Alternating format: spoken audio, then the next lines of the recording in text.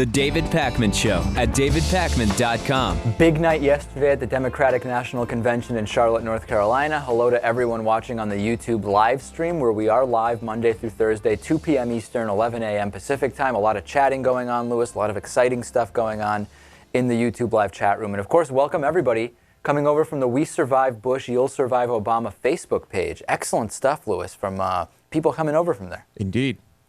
Yep. All right.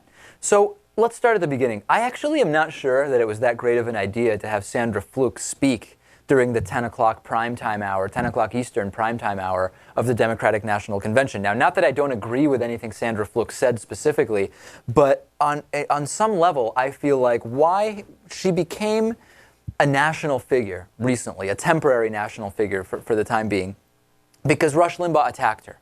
Now, I understand that the idea is the Democratic Party is not going to let Rush Limbaugh attack a woman by calling her a whore and a prostitute, whatever he said, and then just let it go unnoticed. They are making her front and center to show that the Democratic Party supports women, so on and so forth. I agree with that.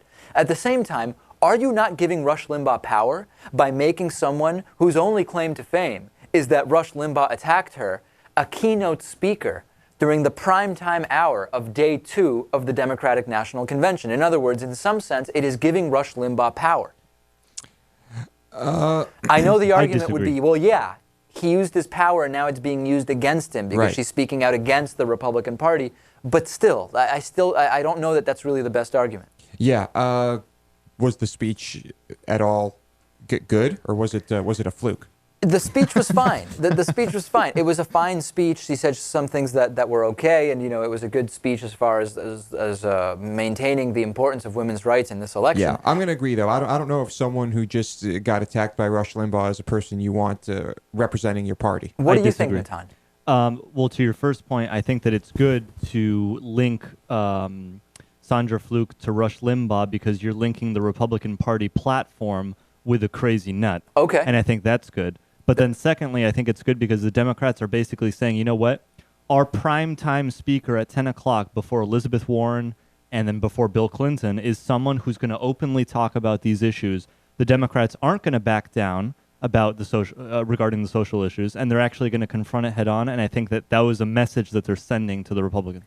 What do you think? Is this a message being sent, a strong message by having Sandra Fluke speak there, or is it a little bit over the top to say Rush Limbaugh attacked you, poor you, you now get to speak prime time at the Democratic National Convention? I can see both sides. I just wasn't that moved by having her there. I'm not saying the speech wasn't good. I just don't know that I put her front and center 10 p.m., 2 people before Bill Clinton. Yeah, I mean, you want someone who has, what's the term? It's almost kind of like advertising. Like you want this person to be someone who's a bit more prominent. I think those are the people you should fill those slots with. I mean, it's kind of like the sob stories we got from random people during the RNC, right?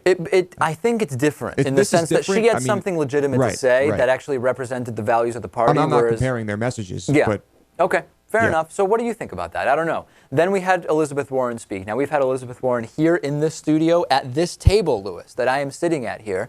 Yesterday, she was front and center. We haven't washed it since. Haven't washed it since. She was right before Bill Clinton at the Democratic National Convention. Now, she really started to go, with Elizabeth Warren, I thought we were starting to take a good turn with these speeches, which was to go specifically at the Republican Party and the candidates on that side for the incredibly asinine things that they've been saying. And Elizabeth Warren went right at Mitt Romney saying she's not about, even though she has resources, she is not about stashing money on islands to avoid paying taxes. Let's take a look at a little bit of the Elizabeth Warren speech from yesterday, which I thought was good. I would say it was good. Husband, 2 great children, and 3 beautiful grandchildren. And I'm grateful down to my toes for every opportunity that America gave me. This is a great country.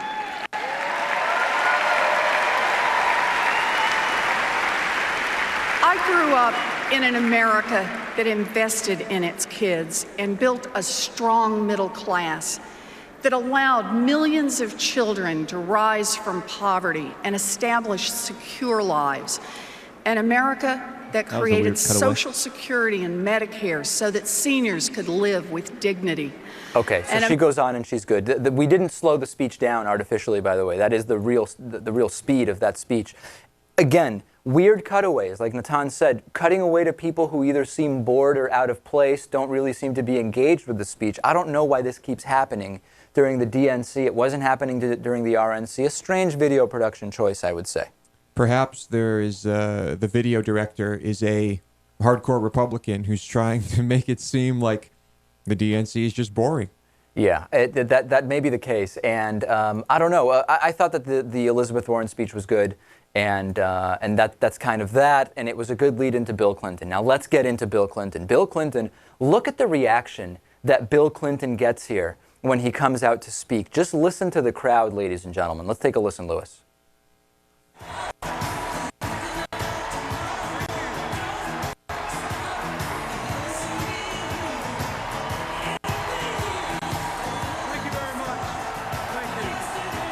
All right, now incredibly, as a contrast to that, take a listen to the reaction that George W. Bush gets when he comes out to speak at the Republican National Convention last week. Oh, that's right, he didn't speak there because he's an embarrassment to the Republican Party, and the last person they can bring out to speak is George W. Bush. Stark contrast, isn't it, Lewis? Yes, well, unfortunately, you associate the wars and our debt with someone, you can't have him speak. It's actually incredible. Bill Clinton was more generous to George W. Bush during his one speech last night at the DNC than the entire Republican National Convention was generous to him. Bill Clinton said, you know, it's been great to work with George W. Bush on AIDS relief through the Clinton Global Initiative and everything else they've been doing together. That alone, ladies and gentlemen, was actually more positive about George W. Bush than the entire Republican National Convention, Jeb Bush saying, "My brother, I love my brother." That's incredible. You know you have a problem as a Republican Party when your last president can't even show up there. And Bill Clinton, the last Democratic president prior to the current one, is getting a hero's welcome because, let's be honest, the numbers were good under Bill Clinton. Perhaps the grace period is about 12 years for public speaking in situations like this, because 12 years apparently is enough time to forget about getting filleted in the Oval Office. But you know, I mean, Bush has only been out of office for four years. Not quite even, yeah. Yeah, so let's talk about the Bill Clinton speech a little more. Before we get into the content, I was a little bit concerned by some of the things I picked up health-wise going on with Bill Clinton. The hand tremors were looking really significant. Now, with someone his age, he's 66, he's had the heart surgery. That could be that could be nerves, and that could be, which I don't really know that this type of speech makes Bill Clinton nervous at this point. He was so good. It could be medication that he's on, or it could be that he has some kind of health issue that's causing the tremors. But the fingers really I found to be a significant tremor that he had going on there. What do you think about that, Natan? I think that he had a tremor in his fingers. I don't know if we can say much about what the reason is. It could be something as simple as a caffeine addiction. Who knows? There you go. Okay, in any case, the speech was excellent. The speech was, as all these speeches are, it was well written. But in Bill Clinton fashion, choosing to go out there and, you know, a lot of the reviews are saying that it was a wonky speech and that it was going into policy in a way that was inaccessible to the average person. I actually tend to disagree. The speech did go long. I don't know that that's necessarily a bad thing. But he did go into very specific detail about here's what Paul Ryan and Mitt Romney are saying, and here are the numbers. And what's incredible is that the fact-checking of the Bill Clinton speech is, on the whole, saying that he was basically just telling the truth. I mean, Natan, you saw a number of articles relating to that.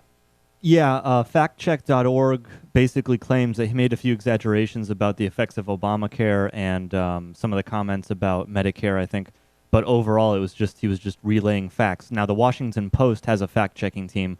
They were a little bit more critical, but there's no comparison to the Paul Ryan speech the week before. Now, of course, the accusation will be, well, certainly the fact-checkers must be biased. Who's fact-checking the fact-checkers? But we're talking here about things that are easily Googleable. And interestingly enough, this morning, one of the gentlemen from PolitiFact was on the 11 a.m. Eastern Time hour on MSNBC, and Thomas Roberts asked him, well, that number about 66 million jobs 42 million of which or so were created by Democrats in less years, and the rest being created by Republicans. That number about the astounding disparity between the number of jobs created by Democrats and the paltry number of jobs created by Republican presidents. And interestingly enough, the guy from PolitiFact, whose name escapes me, said something like, well, that's true, but, and then went on to say, you know, there's a number of factors in the economy that relate to the number of jobs created. I thought that the job of the fact checkers was simply to say what was said is true or what was said wasn't true, not to do a broader analysis about the implications and context. I mean, Bill Clinton stated facts, and the facts were true. So I'm not alleging that PolitiFact is biased or whatever. It was just interesting that I think maybe for fear of being called biased, if you simply go out and say, those are the numbers, Bill Clinton then you're biased in the other direction. Then you're biased in the other direction. Yeah. I think that there was almost a fear there. It wouldn't surprise me. Yeah. Okay. Let's move on to a couple of other things. Excellent speech by Bill Clinton. You can check out my instant analysis of it from last night on YouTube. Michelle Obama's DNC speech from Tuesday night was written 7 grade levels above Ann Romney's. Now, what does that mean? It means that according to the Flesch-Kincaid readability test, the First Lady's speech was written, as I drop my Sharpie here, written at a 12th grade level, which is the highest in history among the wives of presidential nominees. Now, Ann Romney's speech was one of the lowest grade level speeches, 5th grade level. Now, here's the thing. I don't know that this is good. And I don't even know that this story is a good story to tell. Why?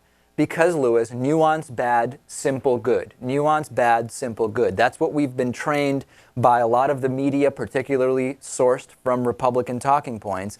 And I don't know that Michelle Obama speaking to people as if they are adults, or at least high school seniors, versus 5th graders, as Ann Romney did, is actually a good thing.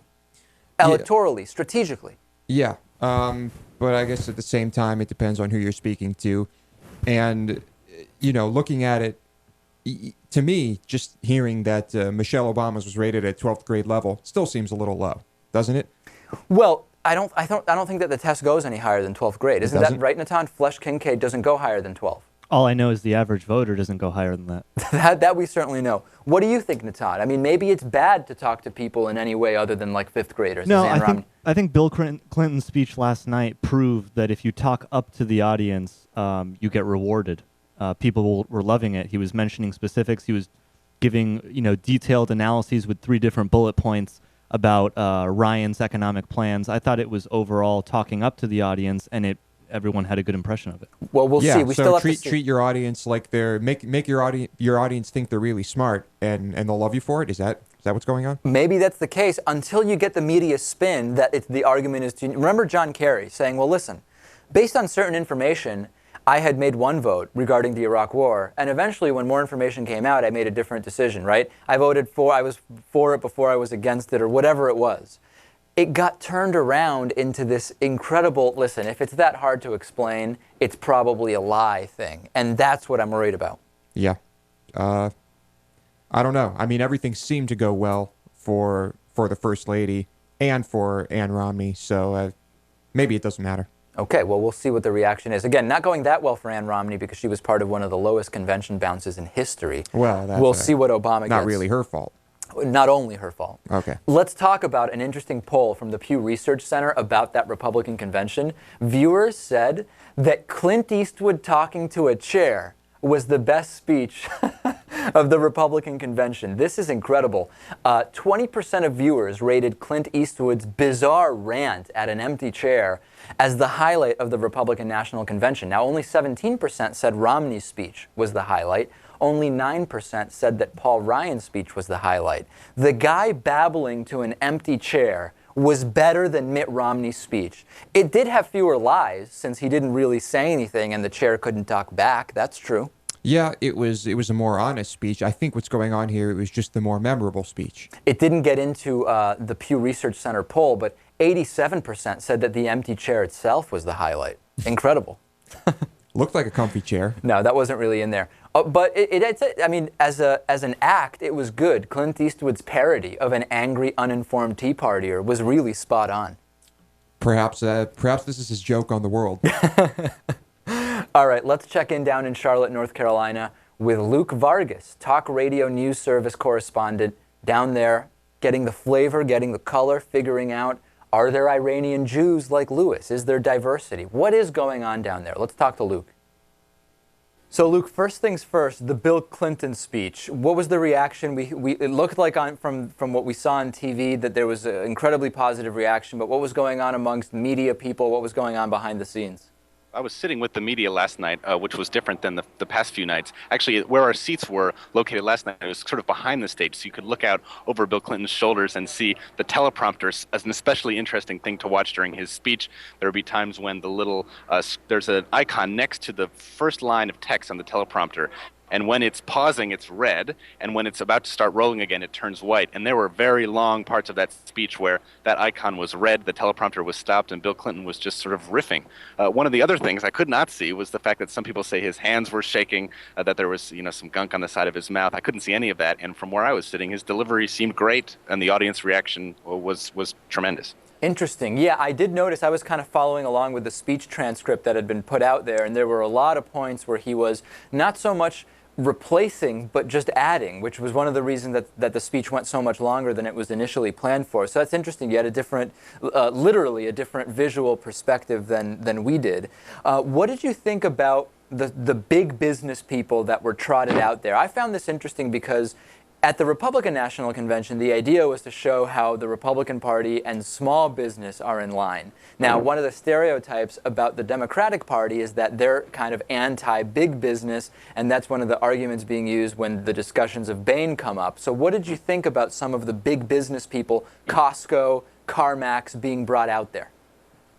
Even though their businesses are a little larger and they do have yearly corporate meetings, they're not really any better at speaking. I'm thinking of the guy from eBay who started off his speech with a joke saying, eBay is a great marketplace for tchotchkes and old things, and it's just like the Republican platform. The joke was pretty flat. You wonder what this guy's doing. Also, after Sandra Fluke's speech last night, the CEO of Costco came up and really killed the momentum before, I believe, Elizabeth Warren.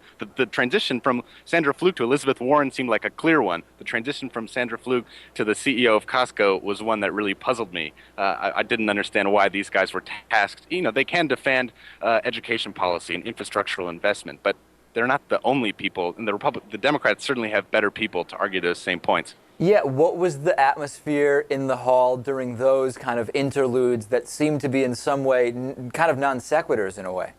I'm not sure. If I were editing CNBC or one of the live, or MSNBC or one of the live feeds, I would have used that opportunity for a commercial break. But I'm sure, probably painfully, most people at home had to sit through those speeches. The guy from Costco, again, right before Elizabeth Warren, there were multiple times where he just stopped speaking and he would really slow down. He was referencing his notes also in front of him instead of using the teleprompters. So, sort of bumbling speeches in the middle of prime time from corporations that I actually think raise more questions than provide any answers for voters. Yeah, and I don't know that was actually on the national broadcast. I think they went to the anchors, at least on channels like MSNBC and CNN, between Sandra Fluke and Elizabeth Warren. I may be wrong. I don't think I got up at all during that time, but I just don't remember seeing it. Well, I'll have to check Open Secrets and see if these guys were donors, because the feeling to me really was it was some sort of thing they were tossed in order for their, not volunteer efforts, obviously, but maybe being bundlers or something, that they had the opportunity, like riding around in one of those NASCAR automobiles for one lap at Daytona. Hey, have a 3-minute speech at the DNC, but still, to me, it seemed like a foolish thing because it really killed the environment inside the arena. And then lastly, we'll see what will the environment be tonight during Joe Biden's speech and, of course, President Barack Obama's speech. Any special preparations that are going on there because of those speeches? Things are certainly changing. I tried to connect to you guys from out in the arena. The internet failed, but James Taylor was warming up in there. A very mellow atmosphere. The lights a little bit better, more colorful than they were last night. Also, more seating is being roped off in the front aisles, whereas the cameras usually sort of work a zone right in front of the first row of delegate seating. Now, a special section has been cut out, presumably for VIPs who will be the closest to the speech without anyone interfering with them. And also, just one thing is that when Bill Clinton had finished his remarks, I was taking photos and I couldn't see that Barack Obama had come out, but I could hear it. I thought the noise, the volume level inside the arena had reached a peak, but as soon as people started to see it in certain parts of the arena, Barack Obama coming out on stage, the volume rose tremendously. I didn't think it could go that loud, honestly. All right, so tonight's definitely going to be interesting. We've been speaking with Luke Vargas, our correspondent from Talk Radio News Service, Excellent job reporting for us, Luke. Last week at Tampa, the RNC, and of course this week. And it looks like now that you have company joining you there, we'll let you go. Thanks again, Luke. Take care, David. All right, let's take a break. We'll be back with plenty more after this.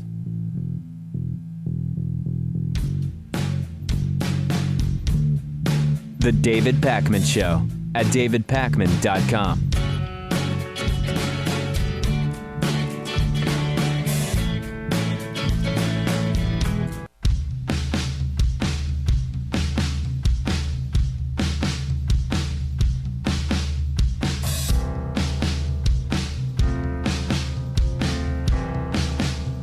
Welcome back to the David Pakman Show. Until midnight tonight, because of the Democratic National Convention, we've got a David Pakman Show membership special. Go to davidpakman.com/DNC.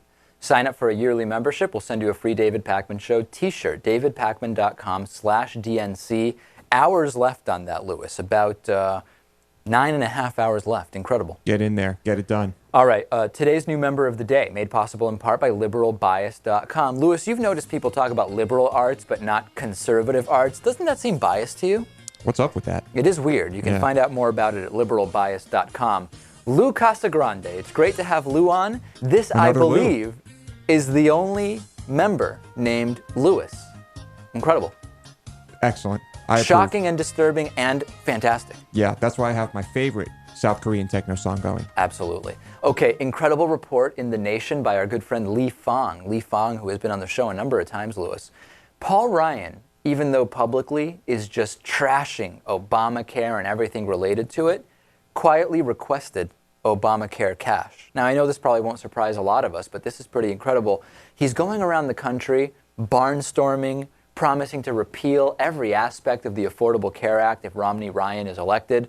But he wrote this letter to the Obama administration in December of 2010 that completely undermines everything he's been campaigning against. He wrote a letter to the Department of Health and Human Services to recommend a grant application for the Kenosha Community Health Center to develop a new facility in Racine, Wisconsin, which is an area within Ryan's district. Now, where would that money have come from, Lewis? Where would that grant have come from? From the Affordable Care Act? Absolutely. Exactly right. This would be, it's a great proposal. The money, the grant money, would have come from funds directed by the Affordable Care Act.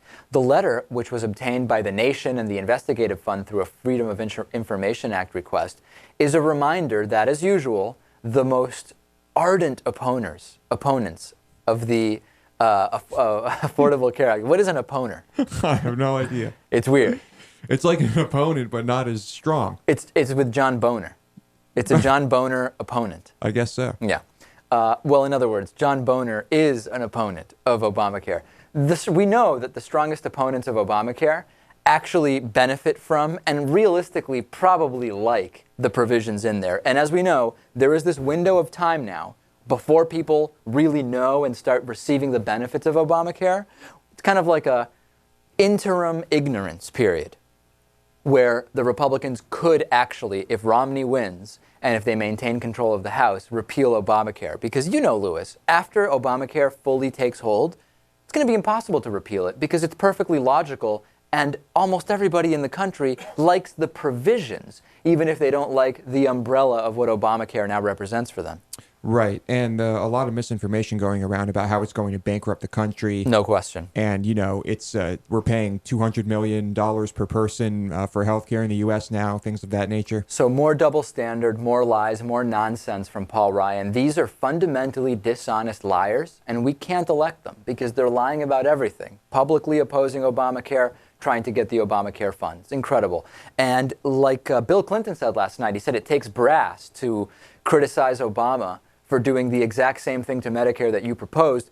It takes brass to talk about repeal and replace to the crowd in front of you and to have your hand out for cash behind your back from Obamacare. It really does. Yes. Well, I guarantee you that just about every Republican governor was asking for government money at some point in the not too distant past, and doesn't matter if you're Republican or Democrat. They all were in trouble, and they're all asking for handouts. No question. Interesting article in New York Magazine. A Republican strategist said something interesting and revealing on Friday, though it largely escaped attention in the howling gusts of punditry. The subject was a Ron Brownstein story outlining the demographic hit rates each party requires to win in November. To squeak out a majority, Mitt Romney probably needs to win at least 61% of the white vote, a figure exceeding what George H.W. Bush commanded over Michael Dukakis in 1988. Now, Republican strategist Ron Brownstein said this is the last time anyone will try to do this being basically just relying on white votes to win the presidency. When we look at demographic shifts and the continuing decrease of the white population as a percentage of this country's population, estimates I saw suggest that to rely on the white vote to win in 2016 in a similar way to that which Republicans are doing this year and what they did in 2008, etc., you would need closing in on 2/3 to 70% of the white vote, which is unprecedented. It's never happened. So literally, as we've been talking about for years, Lewis, the demographic shifts are going to make it impossible for Republicans to rely on the white vote, meaning these policies where you only have white men voting for you in large numbers are just not going to get you in the White House anymore. Yeah, let's be honest here. We're talking about a country where in 50 to 100 years where white people could be the minority.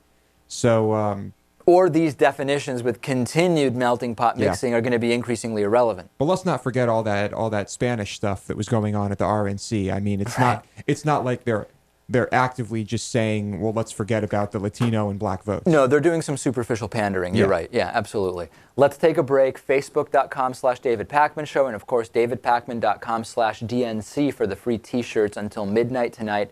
We'll come back, see how Britain is reacting to all the lies being told at these conventions, and then plenty more. Stay tuned. Back after this.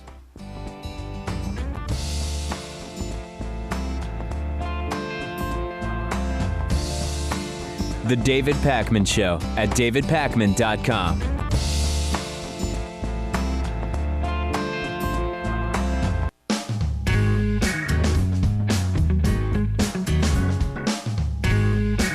Welcome back to the David Pakman Show.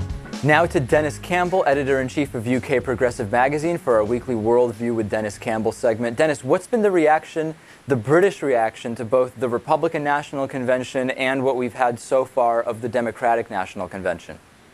Well, it's very interesting. I did a segment on Monday morning for the BBC. It was about a 30-minute segment on one of their talk shows.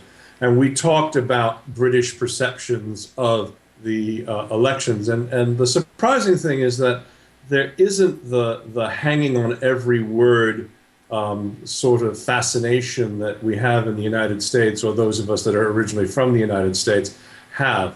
Again, like I said a couple of weeks ago, we were talking about the ideology that several of the commentators were mentioning. What they're saying mostly is that they're a bit concerned about how nobody seems to be doing their job in terms of fact-checking. What they do see, particularly when it comes to blatant lies and things that can be easily fact-checked, they don't understand, particularly in the UK media, how that can be allowed to happen, how those blatant lies go out.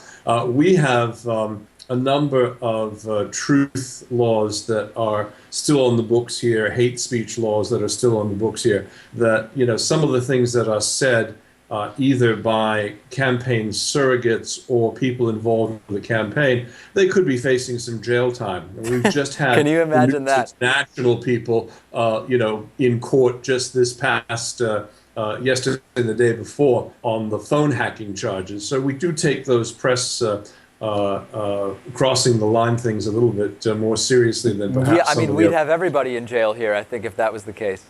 Well, it really is stunning, and you know what I also find stunning is, and what several people have commented about is that, you know, we do get a number of podcasts here, and there are so many, and I have to say it happens here as well. There are so many commentators and reporters who just seem to be awestruck by the person that they're interviewing, or somehow they're just so concerned with balance that they're allowing anything to go through.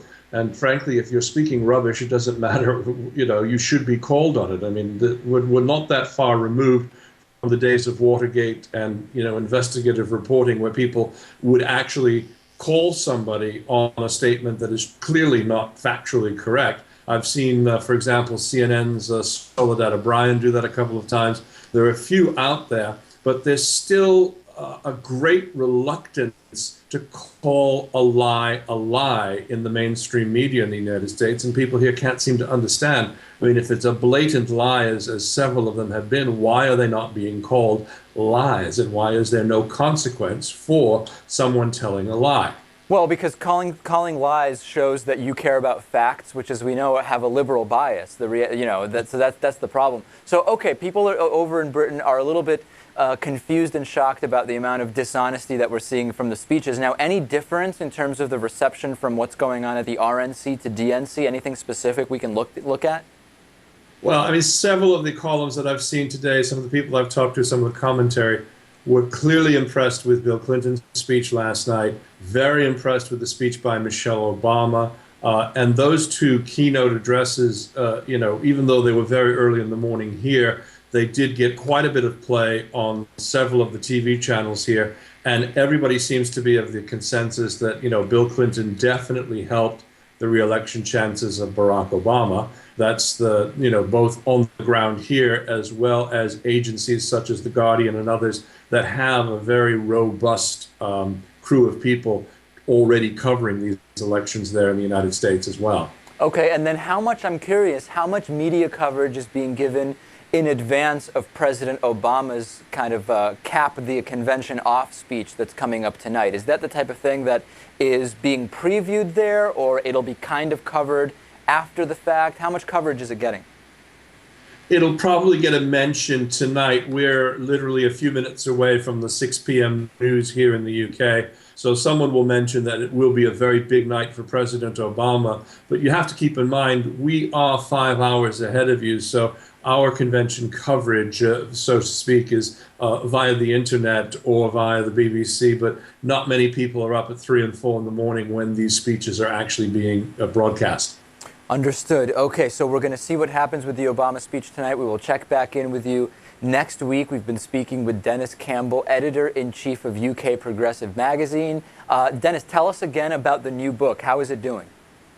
Doing very well. The interesting thing is that there are a number of people who find it a little bit disconcerting to be talking about somebody's religion. And the point I wanted to make to those that are contemplating looking at it is that, look, I'm also very concerned about speaking about someone's religion. It's called Magic Underwear in the Situation Room, and it talks about Mormonism. And I talk about it mostly from the perspective of, you're basically taking a leader in a church hierarchy and putting that person in the highest secular position. So you have issues of separation of church and state. And that debate and back and forth, and when I discuss with people on social media or in interviews, that seems to be fine. I'm combining the four into a paperback book, which will hopefully be out in the next week or 10 days or so. And we're calling that the Billionaire Boys Election Freak Show, which will take all four of the ebooks and put them into one paperback book. Also will be available in e-format as well. All right. Thanks, Dennis. We'll talk to you next week. Thank you. Okay, stay tuned. Still plenty more stories coming up, including, have Mitt Romney's tax returns really been stolen by hackers, or is it just a publicity stunt? Stay tuned. Back after this. The David Pakman Show at davidpakman.com.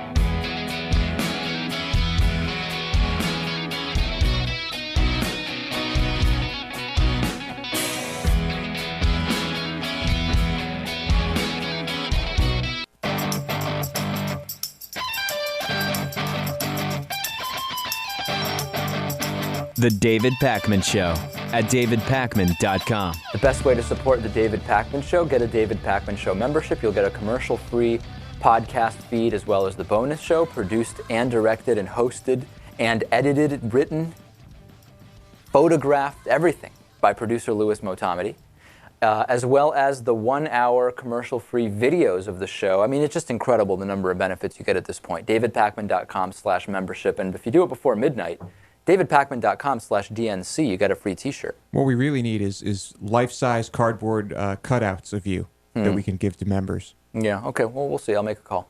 Reported theft of Mitt Romney's tax returns is now being probed. This is fascinating. The Secret Service said yesterday that they're investigating the reported theft of copies of Mitt Romney's federal tax records during a break-in at an accounting office in Franklin.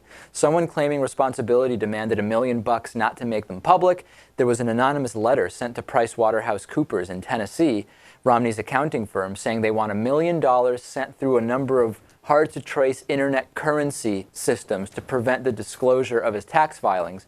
And Romney's accounting firm is saying there's no evidence that there was actually any break-in or that any files were stolen, but of course, I'm not surprised that they would say that at this point, no matter what the truth is.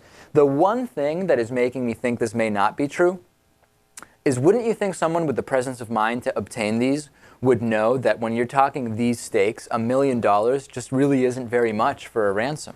Yeah. Or maybe they think that because it's such a low ball, it's more likely to get paid.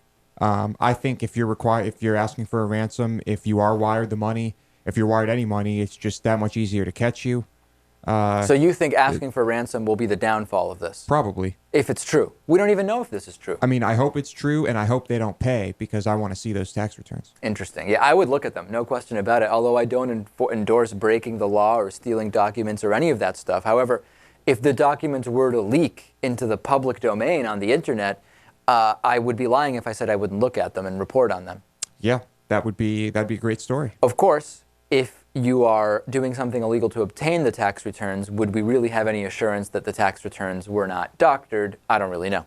Yeah, a lot of questions here. We'll see. We'll see what happens with that. Chuck Norris is threatening 1,000 years of darkness if President Obama wins. Now, of course, Chuck Norris is a political expert and also a geologist and also a climatologist, so he would know exactly what would happen based on different people winning elections. Let's take a look at this incredible video he put together with his wife. It's disturbing, it's disgusting, it's nonsense. Who cares about Chuck Norris? Yet, for some reason, Republicans seem to like this guy. Once I turned on the Sean Hannity show, and sitting in for Sean Hannity was Chuck Norris, Lewis. Unbelievable. He's great because he's one of the few Hollywood conservatives who is out and in your face about it. Out in the sense of out in the public, not a gay Hollywood conservative. Right. Okay, let's take a listen to this.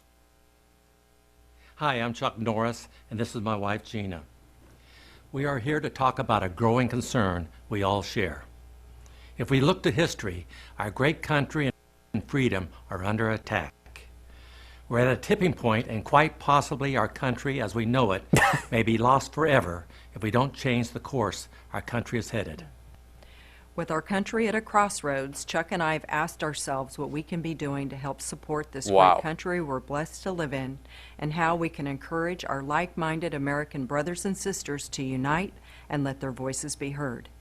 It is estimated that in the 2008 election, 30 million evangelical Christians stayed home on voting day, and Obama won the election by 10 million votes. We know you love your family and your freedom as much as Gina and I do. And it is because of that we can no longer sit quietly or stand on the sidelines and watch our country go the way of socialism or something much worse. Okay, so well, for starters, unfortunately, the popular vote doesn't win you the election. Number one. Number two, they both seem to be having a lot of trouble with this script. Maybe it's written at, we were talking about the Flesh Kincaid reading, what was it? The Flesh Kincaid reading level, a little too high maybe for Chuck Norris and his wife's own good. The other funny thing is, if you're so worried about evangelical Christians staying home, why would the evangelical Christians vote for the Mormon instead of the Christian? It makes absolutely no sense. Why? Of course, because of this campaign that Democrats are just not good for Christians, even if you vote for the Mormon. Right. Very weird. Very strange. Some fear-mongering going on. And he seems punch-drunk, to be honest. That voice, that way of speaking is very, it's very common. The delivery is strange. Do you think that it was a verbal slip, and instead of 1,000 years of darkness, he meant if Obama wins, it'll mean 1,000 years of darkies? Do you think it was a racist comment? I doubt it, because I don't think he'd mean to say that on national television. All right. But I don't know. This is a YouTube video. I don't know about national television. Video? I don't know what it is. Who knows where this airs? It's probably, honestly, it's only airing on our show. We're the only ones to ever play this. We should have just locked it up. Another incredibly anti-gay ad for Romney Ryan from a super PAC. This is a super PAC. The video is called New Morning. It's from the Campaign for American Values. Now, this is a super PAC that has ties with, of course, evangelical leader Gary Bauer, and it's trying to scare would-be Obama supporters in at least one southern swing state by raising the specter of the president's support for gay marriage. Listen to the language used in this. This is a disturbing ad, but it's so typical of what's going on that right wing. It's crazy over there. Listen to this ad. Hey, honey. How are you? Fine, I guess. What's going on? Well, Obama is trying to force gay marriage on this country. That's not the change I voted for. Marriage is between a man and a woman. That's not the change I voted for either. What can we do? We can vote for someone with values. Campaign for American Values PAC is responsible for the content of this advertisement. Isn't that absurd? I mean, first of all, again, this is not a Mitt Romney campaign ad, and I said that very clearly. This is a super PAC which is supporting Mitt Romney.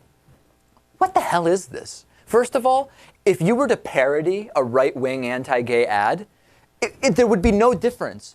I mean, how could you, if you were to parody that, would it be any different? It would be that. That's the ad. That's the parody. That's it. It's laughably ridiculous. And the other part is this idea that Obama's forcing straight people to have gay marriages. He's forcing gay marriage upon America. Yeah.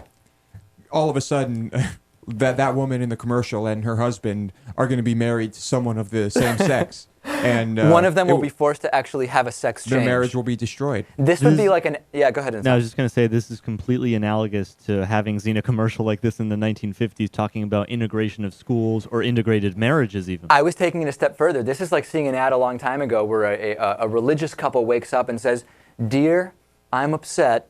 They're trying to push Copernican theory on us. They want to impose on us that the sun is at the center of our solar system when we know, because the church told us, that it's the earth at the middle. It's the earth. And I didn't vote for this kind of change. Not Copernicus, not now."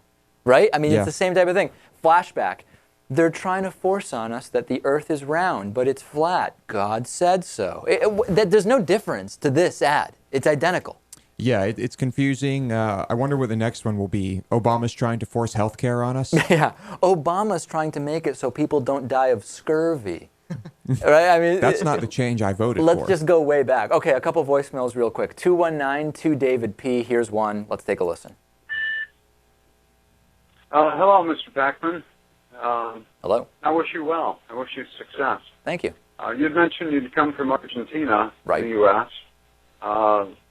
There's a similarity in two experiences. I came from the U.S. and I'm in an Asiatic Hispanic community. I had the opportunity to live for a decade and a half under the philosophy of the Democratic Party. I saw what it led to. It wasn't very good.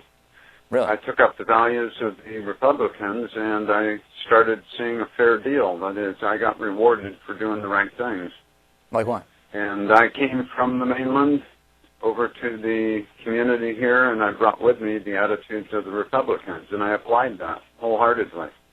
And I became successful. I helped many people here. How? What is this guy and one of the things that happened that's similar is I've run into different strata of people, as well as you have run into different strata of people. Thank you. And you got to be really wise on that decision, who you choose as friends and allies. Okay, so this is an unusual voicemail for sure, but interesting. Somehow, when you make the conversion from being in a democratic society to a Republican value system in an Asiatic Hispanic community on Hawaii, you start doing all sorts of great things. We didn't hear what any of those things were, but an interesting voicemail nonetheless. Let me just point out that you can be successful as a Republican with Republican values. You can also be successful as a Democrat with liberal values. You can also be successful as a Republican with liberal values. I mean, who knows? Who's asking you what your values are? You can be successful with no values. All right, one last voicemail. Do we have time, Lewis, real quick? Yeah. Okay. Hello, David. This is Jeremy from Chicago. I just joined your membership. Nice. And I am calling from Chicago, originally from Warren, Massachusetts, just outside your neck of the woods by Sturbridge. Love the show, love the commentary, and I sent 2 memberships with 2 other shows just to join yours. Wow. And I am excited about that. Anyway, I'm an airline pilot working for a major airline, and I couldn't agree more with your scrutiny of the TSA. And believe it or not, I go through it too every single day. All right. I want to know more about whether Jeremy can get us the insider's deal on airfare. I want to know more about what's going on in those private crew rooms before the pilots come out. I have a lot of questions for Jeremy. Maybe he will allow us to interview him. Yes, and stick around for when we have our next member call in, Jeremy. You should be there. Absolutely. Yeah. That's it. We'll see you Monday. Unless you have the bonus show, then we'll see you there. The David Pakman Show at davidpakman.com.